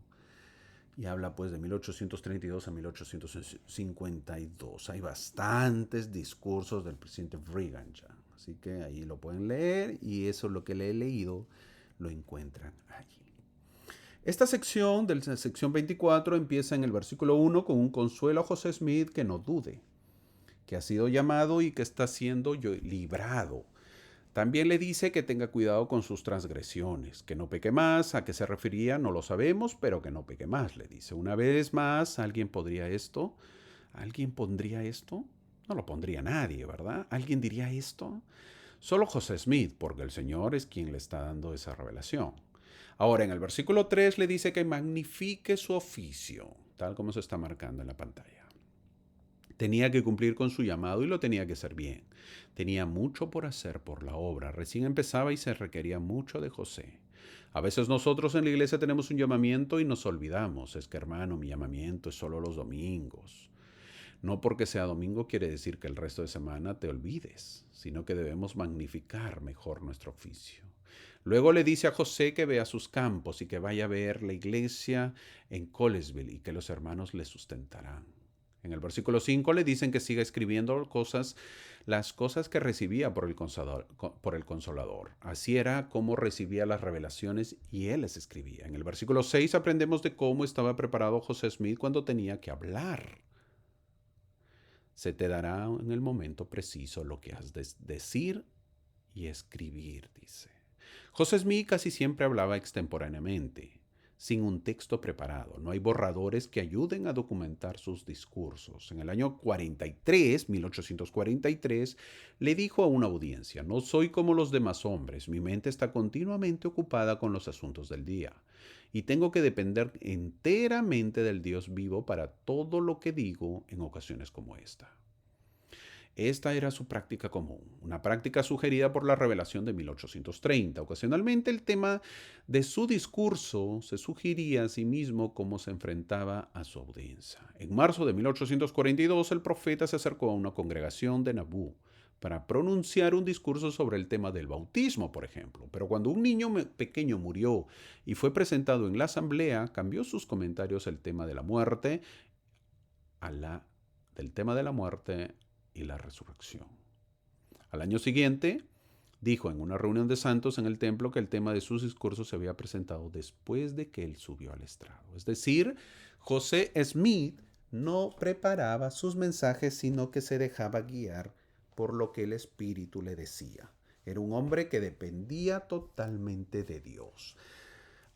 Entonces, hermano, yo también voy a hacer lo mismo. Voy a hablar de acuerdo a lo que me dicte el Espíritu. Qué bueno, mi amigo. Te felicito, pero para ello tienes que estar preparado y siempre ser guiado por el Espíritu. Una cosa es estar guiado por el Espíritu y otra, creer que estamos guiados. Te aconsejo mejor que si tienes un mensaje, te prepares, lo hagas y lo hables. No lo hagas de memoria, sino escríbelo y luego lo lees. Yo ya lo he hecho. Ya lo he dicho también. En las conferencias generales, los expositores preparan sus mensajes y lo leen en las pantallas. La iglesia cuida mucho su doctrina y nosotros también debemos cuidarlo. Así que te recomiendo que lo hagas. El Señor le pedía a José que dedique todo su servicio a la obra, y ahí será fuerte, dice el versículo 7. También en el versículo 8 le dice que tenga paciencia en las aflicciones porque tendrás muchas. ¿Somos exclusivos? Bueno, Dios no nos niega la experiencia que venimos a tener. No nos aísla de las tribulaciones ni nos garantiza inmunidad ante los problemas. Creer eso es falso y absurdo, y si a alguien lo enseña, tenemos que decirle que no es verdad. Y le leemos este versículo: ten paciencia en las aflicciones porque tendremos muchísimas. El elder Ángel Abre habló algo breve. La tribulación, las aflicciones y las pruebas nos acompañarán constantemente en nuestra estadía aquí en este segmento de la eternidad, tal como dijo el Salvador. En el mundo tendréis tribulación. Terrible, ¿eh? Terrible. El presidente Jens Faust dijo lo siguiente: no presumamos que porque el camino es a veces difícil y desafiante, nuestro Padre Celestial no se acuerda de nosotros. Él está frotando nuestros bordes ásperos y nos sensibiliza para las grandes responsabilidades que tenemos por delante. El elder George Cannon dijo: el Señor le dijo a José al principio: ten paciencia en las aflicciones porque tendrás muchas. Así es con todos nosotros. Tenemos grandes aflicciones de vez en cuando. Parece necesario que se nos pruebe para ver si estamos llenos de integridad o no. De esta manera llegamos a conocernos a nosotros mismos y a nuestras propias debilidades, y el Señor nos conoce y nuestros hermanos y hermanas nos conocen. Fin de la cita. En el versículo 8 también dice que no serán pocas las aflicciones, sino muchas. ¿Cuánto es mucho? Los estudiosos han sacado las cuentas y según la mayoría de las estimaciones, el profeta fue arrestado y absuelto unas 39, lo estoy poniendo ahí, 39 veces. Imagina todo lo que el profeta José ha pasado, solo para conseguir que el libro de Mormón se imprima y la iglesia se establezca. Luego se le dice que el problema apenas comienza. Con esto lo que tenemos que saber es que Jesús y Pablo deben haber estado por encima de José Smith. Y es por causa de la verdad. No hay otra razón. José Smith en algún momento dijo, en aguas profundas es donde suelo nadar. En aguas profundas. Así que mi amigo, recuerda estos momentos de tristeza y dolor y te darás cuenta que no has estado solo, que siempre has estado acompañado de lo alto. Confía, mi hermano, no estás solo. Dios está contigo, sé fuerte y valiente y persevera. No queda otra manera, dice el versículo 8. En el versículo 8 habla acerca de estoy contigo hasta el fin de tus días. ¿Qué prefieres? ¿Una vida sin aflicciones y sin Dios o una vida con aflicciones pero con Dios? Tú decides. El profeta José sabía que su vida no sería fácil hasta este punto. ¿Te das cuenta que si vale la pena seguir con esta mentira? No, ¿verdad? José Smith realmente no valía la pena si era un profeta estafador, que él siga mintiendo. En el versículo 9 dice, en los trabajos temporales no tendrás fuerza. El elder Dallin Oaks dijo, José fue atacado físicamente en muchas ocasiones. A menudo fue acosado por cargos falsos. Estuvo casi continuamente al borde de las dificultades financieras. En medio de tratar de cumplir con las asombrosas responsabilidades de su sagrada vocación, tuvo que trabajar como granjero o comerciante para proveer una vida para su familia. Lo hizo sin los notables dones espirituales que lo sostenían en su vocación profética. El Señor le había aconsejado que en los trabajos temporales no tendría fuerza, porque esto no era su llamado. Fin de la cita. Ahora imagínate que el Señor le diga esto. Ay, ay, ay. Qué problemas financieros los que te vienen, ¿ah? Lo dice clarito. Y eso no lo entienden los que critican. ¿Te imaginas un profeta falso lo diría eso? No, pues, no diría eso. No lo pondría, no seas loco. Más bien diría, bueno, el pueblo te mantendrá y vivirás de lo que el pueblo te dé, porque tú eres el profeta y te dedicarás a la parte espiritual. Al final murió. Pobre el profeta José Smith y su esposa realmente no se queda con mucho. Terrible, ¿eh? Terrible en la parte económica. El versículo 9 le dice que se dedique a lo que estaba pendiente y que era continuar imponiendo los manos y confirmando. Muchas de las ramas de Colesville habían sido bautizadas recientemente en un arroyo por una presa improvisada. Sin embargo, el profeta fue arrestado antes de confirmarlos como miembros de la iglesia. El Señor ahora instruye a José para atender a los asuntos pendientes de la confirmación. Satanás no debía tener éxito en impedir que los miembros disfrutaran del don del Espíritu Santo. Eso es la historia de la iglesia. Eso es aprender un poco más. El Señor habla de Oliver, que será bendecido en el versículo 12. Dice que se le dará fuerza como no se conoce entre los hombres. Y no es fuerza física. ¿Qué tal bendición que recibiría Oliver? Oliver Cowdery. Haciendo un recuento, Oliver con José Smith recibió el sacerdocio arónico bajo las manos de Juan el Bautista y posteriormente el sacerdocio de Melquisedec bajo las manos de Pedro, Santiago y Juan. Oliver magnificó el sacerdocio como testigo del libro de Mormón, como consejero del profeta, como seleccionador de los 12 apóstoles, como instructor de ellos, como misionero para llevar la iglesia a través de las fronteras de los territorios occidentales y como maestro y orador cuya voz sonaba con un gran poder de persuasión. Pero Oliver cambió. Empezó a mirar por el lado equivocado de la lente, encontró fallos, según él, se quejó y ¿qué sucedió? Su vocación se encogió, disminuyó, su sacerdocio se distanció de los que tenían autoridad en la iglesia y cayó. ¿Cuáles son las consecuencias? Desapareció la voz de persuasión, desapareció el poder del sacerdocio de Dios que una vez sostuvo y magnificó. ¿Qué sucedió después? Durante 11 años caminó casi solo, sin amigos, caminó en la pobreza y en la enfermedad, pero también decidió cambiar y enmendar. En el otoño de 1848, él y su familia se dirigieron a Council Bluffs y se encontraron de nuevo entre muchos de los santos que en ese momento se estaban mudando al oeste. En una conferencia celebrada en Cannonsville el 24 de octubre de 1848 se puso de pie y dijo: amigos y hermanos, me llamo Oliver Cowdery. En la historia de la iglesia yo estuve en sus concilios, no porque fuera mejor que otros, por hombres. Fui llamado, para cumplir los propósitos de Dios. Él me llamó a un alto y santo llamado. Escribí con mi propia pluma todo el libro de Mormón, salvo unas pocas páginas, como cayó de los labios del profeta José Smith, y lo tradujo por el poder y el don de Dios, por medio del Urim y Tumim, o como es llamado por ese libro, intérprete santo. Miré con mis ojos y manipulé con mis manos las planchas de oro de las que fue traducido. Ese libro es cierto. Sidney Rigdon no lo escribió, el señor Spaulding no lo escribió, lo escribí yo mismo al caer de los labios del profeta. Estuve presente con José cuando un santo ángel del cielo bajó y nos confirió el sacerdocio arónico. Y nos dijo al mismo tiempo que debía permanecer en la tierra mientras la tierra estuviera en pie.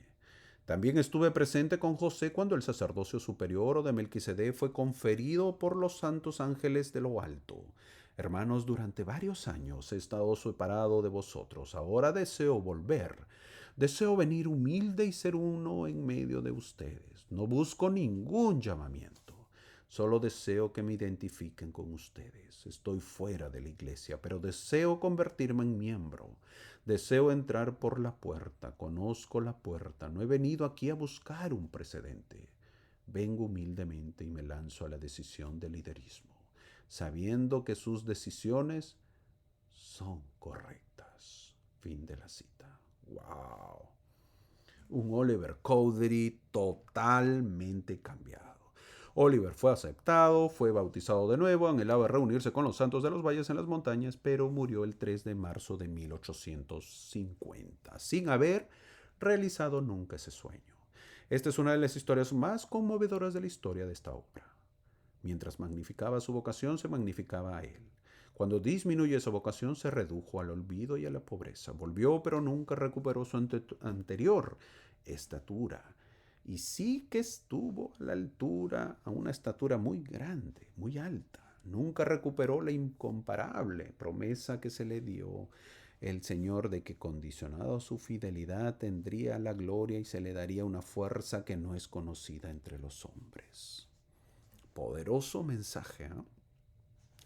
En el versículo 13 el Señor dice que quiere que la gente desarrolle la fe por el Espíritu Santo. Predica el Evangelio, Oliver, pero no hagas ningún milagro. Es decir, cualquier milagro excepto los simples, cotidianos, ordinarios, milagros corrientes, por supuesto, pero nada llamativo. ¿Entiendes? Nada espectacular que obligue a creer.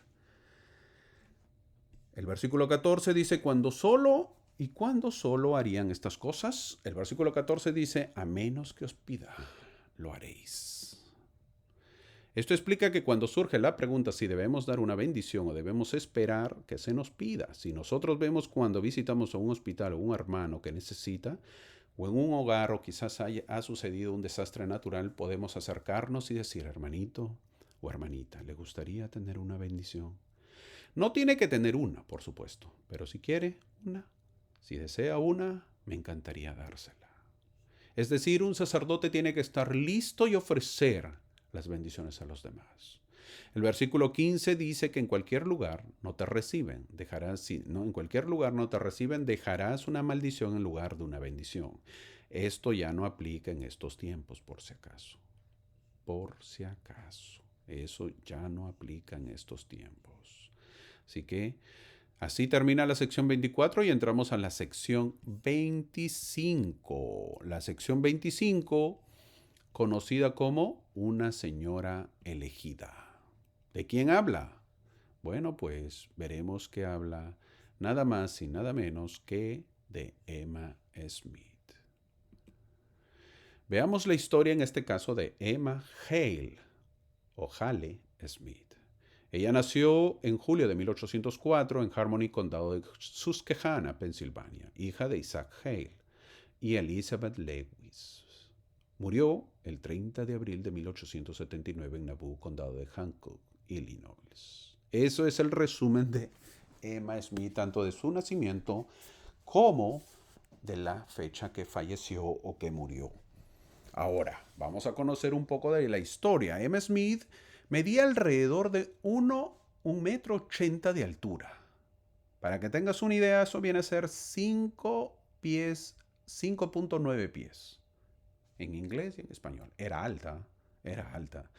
Tenía pelo oscuro y ojos marrones y fue descrito como bien contorneada, bien torneada, de excelente forma, con un espléndido desarrollo físico. Su padre escribió sobre el cortejo de Emma por parte de José Smith, que no lo quería, por cierto. Smith hizo varias visitas a mi casa, contó su papá, y al final me pidió mi consentimiento para casarse con mi hija, con mi bebé, Emma Smith. Esto lo rechacé, dice el papá. Emma, sin la aprobación de su padre, se casó con José en enero de 1827 a los 23 años. Es decir, huyeron. Sí, mi amigo, sí, sí, sí, sí, sí. Te guste o no te guste, no fue aceptado por los papás y el amor presidió o fue lo primero que se puso y obviamente huyeron. Pues el papá no quería, ellos huyeron y se casaron en Nueva York. Escribió sobre su fuga, Emma Smith. Yo no tenía la intención de casarme cuando me fui de casa, pero José me instó a casarme con él y prefiriendo casarme con él antes que con cualquier otro hombre que conociera, pues lo consentí, dice Emma Smith. El 22 de septiembre de 1827, recuerda esta fecha, es decir, a los 9 meses de casada, Emma tuvo el privilegio de ser la primera en saber que José había adquirido las planchas del Ángel Moroni.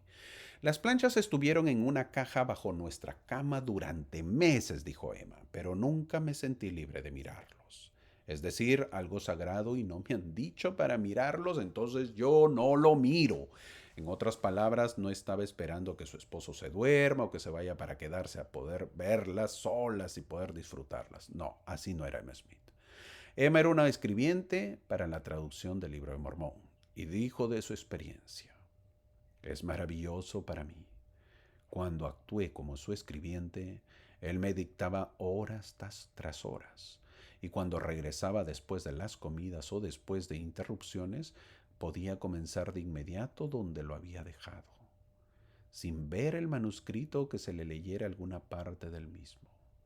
Ella dio un testimonio continuo, incluso a sus 74 años del llamado profético de su marido.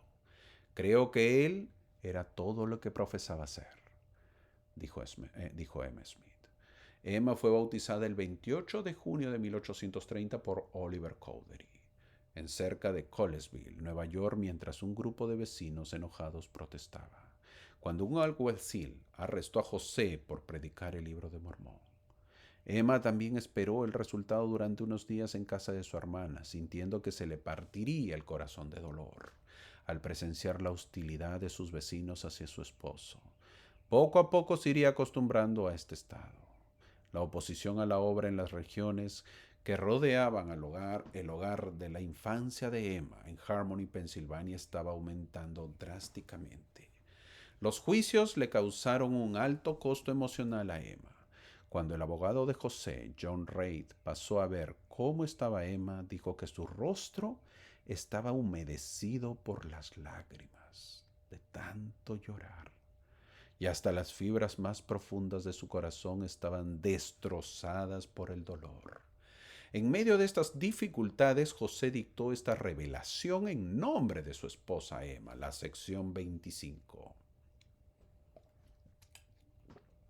Emma fue amonestada a desarrollar sus talentos, que incluían la sección o la selección de himnos sagrados. Su llamado era ser un consuelo para el profeta. José amaba a Emma, porque ella era fiel en el cumplimiento de este llamado. Le suplicó al Señor en nombre de ella y de sus hijos: ten piedad, Señor, de mi esposa e hijos, para que sean exaltados en tu presencia y perseverados por tu mano amiga, pidió José por su familia. Mientras se esforzaba por servir a los demás, Emma soportó silenciosamente sus propios sufrimientos personales. De los 9 hijos que tuvo, toma nota, 9 hijos que tuvo, solo 4 llegaron a la madurez. 4, nada más. Esto junto con la persecución religiosa, el fanatismo y el encarcelamiento de su marido, la llevó a escribir una carta a José: nadie más que Dios conoce los reflejos de mi mente y los sentimientos de mi corazón cuando dejé nuestra casa y hogar, y casi todo lo que poseíamos excepto nuestros pequeños hijos, y emprendí mi viaje fuera del estado de Missouri. dejándote encerrada en esa solitaria prisión. La preocupación de Emma siempre fue por su marido y sus hijos. Breves entradas históricas en el diario de José reflejan su preocupación por ella. Emma comenzó a estar enferma con fiebre, por lo tanto me quedé en la casa con ella todo el día. Emma no está mejor, siempre estuve con ella todo el día. Emma estaba un poco mejor, estuve con ella todo el día. Emma está muy enferma de nuevo, estuve con ella todo el día siendo yo mismo algo pobre. Eso escribía José en su diario. La decisión de casarse con José había alterado la trayectoria de la vida de Emma, que llevaba una buena vida. Emma fue criada para aspirar a la respetabilidad de la clase media. Dada su tumultuosa vida matrimonial, hasta ese momento no podía evitar preocuparse por su futuro financiero. Es normal que esté preocupada, Emma Smith.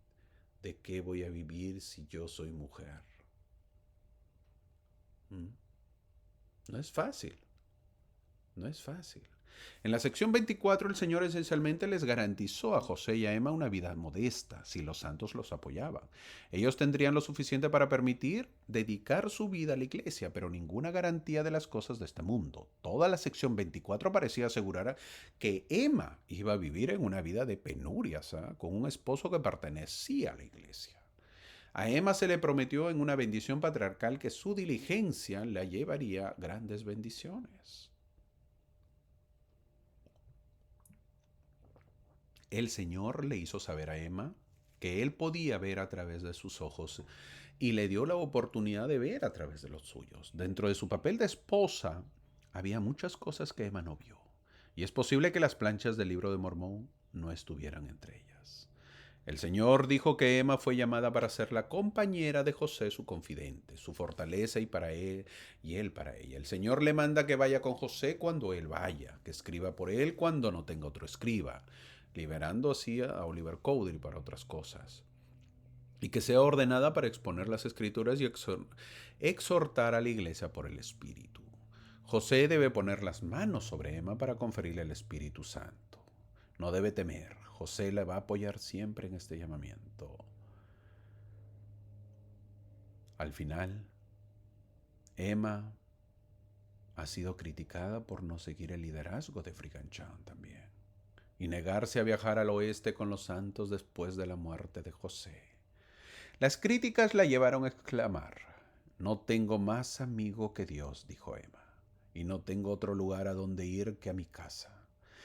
Ahora, para nosotros es fácil decir, ¿por qué no se fue Emma Smith con todos los santos a Utah? ¿Por qué? Debería haberse ido. Sí, claro, pero con todo lo que ha sufrido, hay momentos donde la gente se cansa, mi amigo. Hay momentos donde la gente ya desea partir de esta vida, o que simplemente pase la vida y lo que venga a venir. A veces la gente tira la toalla. No digo que Emma tiró la toalla o que prefería morir. Simplemente digo que quizás, solo quizás, ya estaba cansada de mudarse y estar huyendo de un lugar a otro. Así que decidió quedarse. Eso no le gustó al presidente Brigham Young, que no lo siga. Emma era una persona importante. Ser la esposa de José es un título importante, pero se quedó. Tenemos que saber que Brigham va con la mayoría de pioneros. Ahora imagínate que se quede Emma. Eso debilitó la fe de muchos porque son son momentos donde se necesita tener mucha fe y confianza. Parece fácil criticar, pero lo mismo pasa en nuestra época. Cuando vemos a un líder que va a la iglesia y que no va a su esposa, es criticado. Siempre se pregunta, ¿y por qué no ve a su esposa? ¿Por qué su esposa hace eso? Siempre estamos viendo a la familia para la crítica. Lo mismo sucedió con Emma. Muchos no estuvieron de acuerdo con su decisión de quedarse. Hermano, usted exagera. Pues no, hermano, usted está exagerando. Y da su punto de vista y no se basa en nada. Bueno, algo que quizás no le van a decir otros, otra vez, o quizás no te van a contar y no te digan el motivo por la cual se quedó. Yo te lo voy a comentar. José lo mataron el 27 de junio de 1844. No lo olvides, ¿eh? Y tras la muerte de José, Emma quedó viuda y embarazada de 4 meses. El 17 de noviembre de ese año que murió el profeta José Smith, de 1844 dio a luz a David Hyrum Smith, el último hijo que ella y José tuvieron juntos. Bueno, este bebé nace obviamente ya con su padre muerto. Más datos te voy a dar. Entre febrero y septiembre de 1846 los mormones fueron expulsados de Nabú, llegando a Utah el 24 de julio de 1847. Casi 2 años después, un amigo cercano y no mormón, el mayor Lewis Bidamon, le propuso matrimonio a Emma Smith y se convirtió en el segundo esposo de Emma, el 23 de diciembre de 1847. Bueno, si tú crees que guardó o no guardó luto, como se dice en nuestras épocas, en nuestra costumbre, tú decides cuánto tiempo debe guardarle luto, ya son decisiones. Pero el profeta murió, una vez más, el profeta murió en el 44 y M. Smith se casa en el 47. Un ministro metodista realizó la ceremonia. Bidamon se mudó a la mansión del profeta y se convirtió en el padrastro pues, de los hijos de Emma. Ella y Bidamon no tuvieron más hijos. Emma y Bidamon intentaron abrir una tienda y seguir utilizando su gran casa como hotel. Pero Nabú tenía muy pocos residentes y visitantes como para que las dos empresas fueran muy rentables. Emma y su familia siguieron siendo ricos en bienes raíces, en los terrenos que había en los locales, pero pobres en capital. El matrimonio duró 32 años. En una ocasión dijo, esto dijo M. Smith, siempre he evitado hablar con mis hijos sobre tener algo que hacer en la iglesia, porque he sufrido tanto que he temido que tomen parte en ella. Emma y sus hijos continuaron viviendo en Nabú como santos de los últimos días, no afiliados. Muchos santos de los últimos días creían que su hijo mayor, José Smith III, algún día sería llamado a ocupar el mismo puesto que había ocupado su padre. Cuando él informó que había recibido un llamamiento de Dios para ocupar el lugar de su padre como líder de una nueva organización de la Iglesia de los Santos de los Últimos Días, M. Smith apoyó su decisión. Tanto ella como José III viajaron a una conferencia en Amboy, Illinois. El 6 de abril de 1860, José fue sostenido como presidente de la Iglesia de Jesucristo de los Santos de los Últimos Días, que en 1872 a esa iglesia añaden la palabra reorganizada a su nombre y en 2001 llegó a conocerse como la Comunidad de Cristo hasta el día de hoy. Emma se convirtió en miembro de la iglesia restaurada o reorganizada sin volver a bautizarse, ya que su bautismo original de 1830 todavía se consideraba válido. La salud de Emma Smith deterioró rápidamente y en abril de 1879 es donde ella deja de existir. Su familia se reunió a su lado la tarde del 29 de abril de 1829.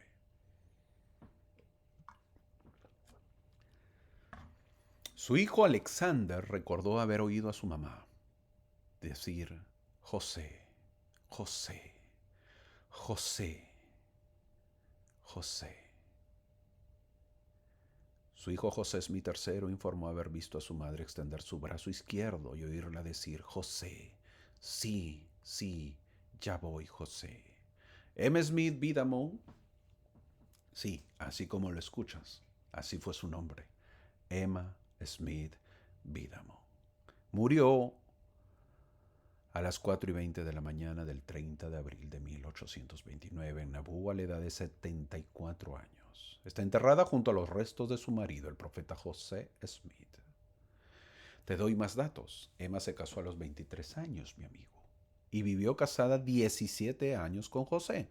Se quedó viuda a los 40 años. Se volvió a casar a los 43 y vivió casada 31 años y murió en 1879 a los 74 años. Ese es el resumen de M. Smith. Tan pronto como se recibió esta revelación, M. Smith y varias otras hermanas comenzaron a hacer arreglos para proveer a los que se habían apartado para esta misión con mucha ayuda necesaria. Así era M. Smith. Ahora, ¿quieres saber más datos de Emma? Para el profeta José Smith, su esposa Emma, era mi amada Emma, la que fue mi esposa, la esposa de mi juventud y la elegida de mi corazón, intrépida, firme e inquebrantable, inmutable y afectuosa Emma, Las cartas de José a ella hablan de amor. Con mucho gusto iría de aquí a verte descalza, con la cabeza descubierta y medio desnuda para verte y pensar que es un gran placer. Para los santos de los últimos días de todo el mundo, Emma es la mujer más famosa de la iglesia. Con 2 bebés en brazo y 2 niños a sus pies, cruzó el río Mississippi, congelado hasta llegar a Queens, Illinois. Si llevaba los papeles de José Smith, entre los que se encontraba la nueva traducción de la Biblia. Nadie sino Dios conoce las reflexiones de mi mente y los sentimientos de mi corazón cuando dejé nuestra casa y nuestro hogar, y casi todo lo que poseíamos en Missouri excepto nuestros pequeños niños. Escribió Emma José, un prisionero de la cárcel de Liberty. Emma dio la bienvenida a los pobres y a los aclamados en su hogar. Bajo su hábil guía, las mujeres de Nauvoo atendieron las necesidades de los pobres. ¿Cuántos hijos tuvo Emma Smith? Algunos dicen que 9, otros que 11. Tuvo un hijo que nació muerto o que murió a los días. No tiene nombre y otros dicen que se llamaba Alvin en 1828. Luego tuvo 2 mellizos, hombre y mujer, en 1831, los cuales murieron al nacer, pero una amiga de la familia también tuvo mellizos y la madre murió. El bebé murió cuando José Smith fue sacado de su casa y le pusieron Brea. La niña creció y su nombre es Julia Murdoch, y luego de casarse se convirtió al catolicismo, una hija del profeta. Luego está José Smith III, nació el 6 de noviembre de 1832. Fue bautizado por su padre en noviembre de 1843. Él es el fundador de la Iglesia Reorganizada de los Santos de los Últimos Días. Luego está Frederick Granger William Smith, nació en 1836. Luego está Alexander Hale Smith, nació en el 38. Don Carlos Smith, nació en el 40, solo vivió 14 meses, murió de malaria. Emma tuvo otro hijo en el 42 y murió ese mismo día. David Hiram Smith nació en el 44 cuando su padre, José Smith, recién había muerto unos meses antes. Ahora, si has contado hasta acá, hay 9 hijos. Es muy probable que él tuvo 9 hijos. Sí, mi amigo. Una vida complicada la que tuvo Emma Smith. No fue fácil. Ahora, hermano, ¿y por qué lleva el apellido? Eso es un poco de la tradición americana, es costumbre americana. Cuando la mujer se casa puede llevar el apellido. Puede llevar el apellido. Si quiere puede llevar su apellido de soltera también. Pues no pasa nada. Y si quiere lleva el apellido de casada. En este caso se casó con José Smith y lleva el apellido Emma Smith. O puede llevar el apellido ya sería conocida como Emma Hale Smith. Ahora, cuando en este caso, ella se vuelve a casar, se le puede sumar el apellido, por lo que ella tiene que llevar el documento. Ella tiene que llevar el documento donde ella demuestra que está viuda, que ya murió el profeta, que murió su esposo, por lo tanto su apellido Smith que se ha retirado. Y si no, no lleva y lo que hacen es ponerle solamente el otro apellido. Entonces, por lo tanto, ella lleva el nombre Emma, su nombre, el apellido de ella, que es Hale, es omitido porque está el apellido del esposo, en este caso Smith, pero como ya murió y ella desea conservarlo, no es nada malo. Luego lleva el apellido de su nuevo esposo, que viene a ser Midamon. Eso ocurre aquí en Estados Unidos, sí se puede. De repente en otro país parece algo raro, parece algo extraño, pero se permite. Hermano, ¿y qué pasaría si tuviera un tercer esposo, cuarto esposo? Bueno, pues tampoco no va a llevar toda la lista, ¿verdad? Se recomienda sacar todos los nombres ya para el tercer esposo. Se le va a decir, a ver, cuál es el nombre de su esposo, traiga pues sus documentos y se regulariza, ¿verdad? Porque si no va a tener 3 apellidos y eso sería un poco imposible. Por si acaso me hagan la pregunta. El Señor le empieza diciendo en la sección 25, vamos avanzando para poder terminar, diciendo que los que reciben mi evangelio son hijos e hijas en mi reino en el versículo 1. Podemos ver que nacer como mujer trae muchos dotes que no son comunes a los hombres y por lo tanto los hacen únicas. El presidente Kimball, al hablar de los roles del hombre y la mujer, añadió una perspectiva personal. Nuestros roles y asignaciones difieren. Estas son diferencias eternas. Dice, a la mujer se le dan muchas y tremendas responsabilidades de maternidad y hermandad, y al hombre se le dan las tremendas responsabilidades de la paternidad y el sacerdocio, pero el hombre no está sin la mujer ni la mujer sin el hombre en el Señor. También se le dijo que si era fiel y andaba por las sendas de la virtud recibiría una herencia en Sión, dice el versículo 2. En gran medida, cada uno de nosotros tiene una llave o la llave de las bendiciones del Todopoderoso sobre nosotros. Si deseamos la bendición, debemos pagar el precio. No nos queda otra alternativa y saber de que en el versículo 3 le dice que es una dama elegida la que ha sido llamada. El Señor eligió a esta mujer para que sea la mujer indicada que el profeta necesitaba, una mujer que pudo soportar todos los pesares de su esposo que eran cotidianos por las persecuciones que tenía. Vivir con un esposo así es complicado. Una pareja de jóvenes que se une es para formar una familia y es normal que estén pensando en su futuro. Obvio que piensan en lo económico y cómo mejorar, pero Emma, al saber que José siempre estaba perseguido, que la parte económica era un problema, no es para que sea cualquier esposa. Emma era la indicada. En el versículo 4 le dice, no murmures de las cosas que no has visto, le dice el versículo 4. Aunque Emma Aunque Emma nunca vio las planchas de oro de la misma manera que los otros testigos, sí también fue aconsejada por el Señor de no murmurar por las cosas que no había visto. Ella tuvo un contacto cercano con las planchas y el trabajo de su esposo en respuesta a una pregunta de su hijo. José Smith III sobre la realidad de las planchas, ella respondió, las planchas a menudo, miren lo que contó, las planchas a menudo estaban sobre la mesa sin ningún intento de esconderse, envueltos en un pequeño mantel de lino que le había dado para doblarlos. Una vez sentí las planchas mientras estaban sobre la mesa, trazándose un contorno y forma. Parecían ser flexibles como un papel grueso y se crujían con un sonido metálico cuando los bordes eran movidos por el pulgar, como a veces se hace con el pulgar en los bordes de un libro. No en los bordes de un libro. No intenté manejar las planchas, aparte de lo que he dicho, ni descubrirlas para mirarlas. Estaba satisfecho de que era la obra de Dios y por lo tanto no sentí que fuera necesario hacerlas. Los moví de un lugar a otro sobre la mesa, como era necesario para hacer mi trabajo. ¡Wow! Aunque Emma no vio las planchas directamente, lo que había visto y sentido por el Espíritu profundizó su convicción de la verdad del libro de Mormón. Poderoso, poderoso pues mensaje que nos deja Emma Smith. Hace unos años una hermana dijo, miren el versículo 5 lo que se le dijo a Emma, que dé consuelo a José. Eso dijo el versículo 5. Poderoso mensaje. Emma era su esposa, su compañera, su fuerza en sus aflicciones. Ella debía pues consolar con palabras de consuelo dadas en un espíritu de mansedumbre. Y qué bien nos conviene a cada uno de nosotros cuando hay tensión, pues, ¿no?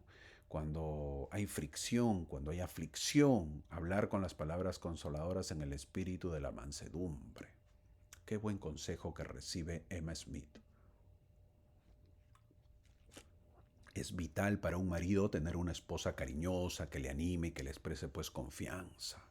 Es muy importante, ¿verdad? Es muy importante lo que hace Emma Smith. Ahora también se le pide en el versículo 11 pues que haga en el versículo 10, en el versículo 10 también se le aconseja que busca las cosas también se le aconseja que deje a un lado las cosas de este mundo y que busque las cosas de un mundo mejor, ¿verdad? Que ese es el objetivo. Luego en el versículo 11 se le dice que haga una selección de los himnos sagrados. El himnario de M. Smith, lo cual le dice en el versículo 11, titulado Colección de himnos sagrados. Ella es la primera que hace eso, pues, ¿no? En el versículo 12 también el Señor dice el Señor que su alma se deleite en el canto del corazón. Eso es importante. A veces cuando no damos importancia pues a los himnos, ¿no? La música inspiradora es una parte esencial en nuestras reuniones de la iglesia, así que debemos nosotros tener más conciencia en los himnos de tal manera que podamos cantar con mayor fe, conciencia. Ese es el objetivo. Entramos a la última sección de esta clase, que es la sección 26 de 2 versículos. José y los santos del sur de Nueva York estaban sufriendo persecuciones en el verano de 1830 Y de regreso a casa, José recibió una serie de revelaciones, incluida la sección 26. El Señor se la dio a José, a Oliver Cowdery y John Whitmer para enseñarles qué hacer hasta la conferencia programada para septiembre en Fayette, Nueva York. Esta sección es conocida como la ley del común acuerdo. Ahí está, ahí ya está puesto, ¿no? La ley del común acuerdo. La historia de José dice que antes que se organizara la iglesia, el Señor le mandó a él y a Oliver que se ordenaran élderes en la iglesia de Jesucristo y luego ordenaran a otros, pero solo después que pudieran reunir a todos los que habían sido bautizados, ¿no? Eso es, y obviamente, pues el común acuerdo. ¿Qué es el común acuerdo? El común acuerdo indica que es una elección, no es una elección democrática, hay un consentimiento común. Los líderes de la iglesia presentan una propuesta y piden el consentimiento o el desacuerdo, pero no hay democracia en la iglesia. Eso es lo que se dice, ¿verdad? Eso es lo que se hace. Eh, Simplemente recibir apoyo. Eso es lo que se hace cuando uno levanta la mano para poder apoyar. En el versículo 1 dice dedicar vuestro tiempo a las labores del cultivo de sus tierras. Ellos también tenían que dedicarse a eso, ¿verdad? O sea, llevar una vida paralela en el sentido de tanto lo temporal como lo espiritual. Una de las grandes bendiciones de Doctrina y Convenios es ver cómo el Señor instruye a los élderes que parecen ser pequeños asuntos. Desde el principio el profeta pide y recibe con frecuencia. Las respuestas del Señor son a menudo muy prácticas. En este caso el Señor reconoce que los élderes deben pasar al menos algún tiempo ganándose la vida también, ¿no? Porque la parte económica empieza a afectar, ¿no? O sea, se necesita, se necesita la parte monetaria, ¿verdad? Porque si no, pues obviamente va a haber dificultades, va a haber dificultades. Mi amigo, el reino de Dios te espera. También quiere tu tiempo, tienes talentos y puedes darlo a la obra del Señor. No puedes pasar pues todo el tiempo estudiando, orando, ayunando y predicando.